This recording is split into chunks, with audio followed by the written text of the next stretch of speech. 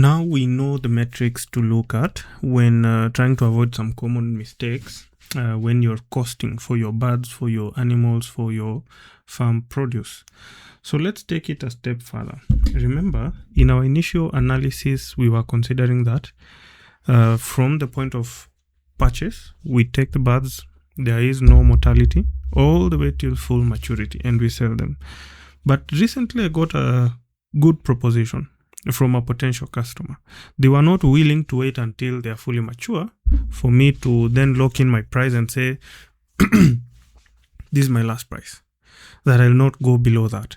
So the proposition was that once the birds hit 10 weeks, any of the different stages that I have of birds, once any of them hits 10 weeks, they want to buy them. So you see, immediately what comes to mind is, okay, this is good. I can take that, reinvest quickly, because the cost of a new bird will be very cheap compared to the existing one. Secondly, the coop is all set up. The construction capex part is all clear. Now I have a better understanding of factors such as labor, water usage, and electricity, right?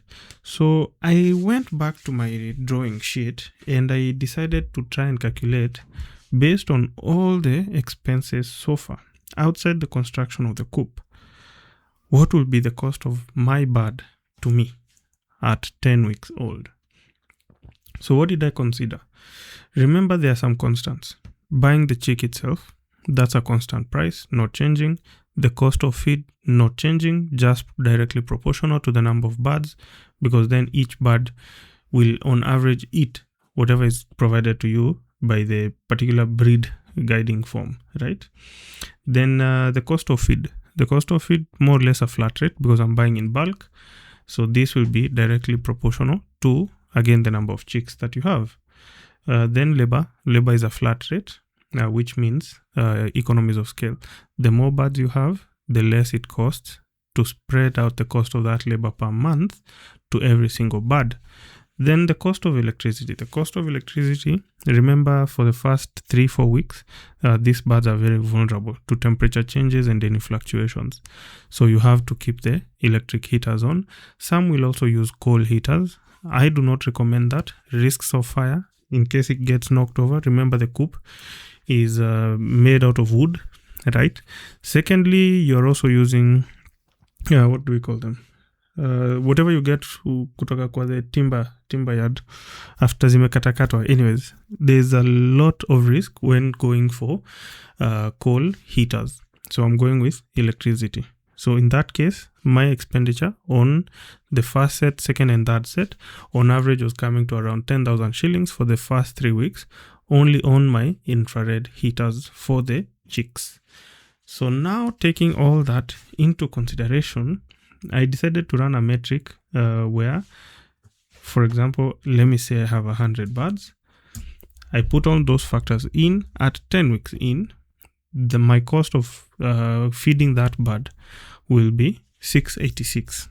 So the reason this is very important, let me scale up my formula to full maturity.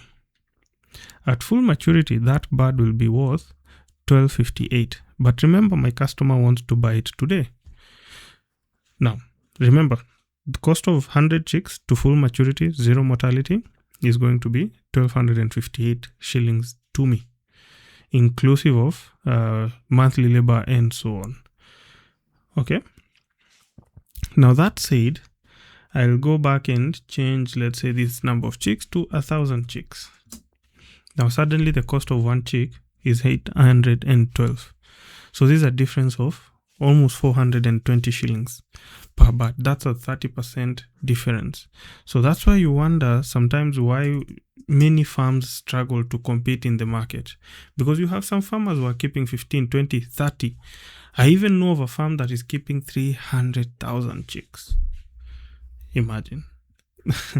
Just for kicks, let me try simulating 300,000. Now it comes to 762. Versus where at 1,000 we were at 812. So let's say we lower this number from 300,000 to 30,000. Let's see how it changes. 764. So yes, economies of scale have an impact, but at some point that impact becomes meaningless. So finding that sweet spot is very, very important for any business. Now I'll scale down again to 3,000. 777 is the cost per bird. Again, not that big a difference. You can still compete. But if you're deciding to keep chicks and you decide to sell at full maturity, your cost of 100 birds will be 1258. And again, this is one of the reasons that many poultry farms don't really make it past that first year. Because at 1258, the same farmer who kept just 900 more and kept 1,000 birds, their difference between your cost and their cost is more than 400 shillings. So if we go to the market today, I have my 1,000 birds. I can comfortably sell each bird at 1,000, at 1,100. You cannot even get to 1,100. The best you can do is 1,300. Make 50 out of one bird. Pennies on the shilling. So yeah, after looking through this, my current headcount that is viable for sale is at 200, making the total cost of a mature bird around 1,000 shillings. But now just deleting this, as of today, as I was selling that bird, my cost was 520 Kenya shillings. So this 520 Kenya shillings, again, I'm trying to build a market, I'm trying to build connections and so on. So I decided to bite the nail, or rather bite the bullet, and take it at cost. This is something that very many farmers will be faced with, especially when developing any business. And from what I've read, what I've heard, and the farmers I've engaged with, that first year is very critical in so many ways, but it all comes down to how you manage and understand the true cost of your birds. The cost of building the coop, that should never be included in there, unless it comes down now to the repairs. Because building the coop, this is a cost that will be recovered over a long period of time. So really building a metric that allows you to analyze and spread out the entire cost of the coop will be very challenging and may be misleading. So I always recommend, or rather, as of now, I'm recommending, don't include the cost of your coop. Work out the cost of your bird, assuming there is no damage, no repairs to the coop, that it is already existing. You're not leasing the land. You are not buying any land. Cheers. Catch you on the next one.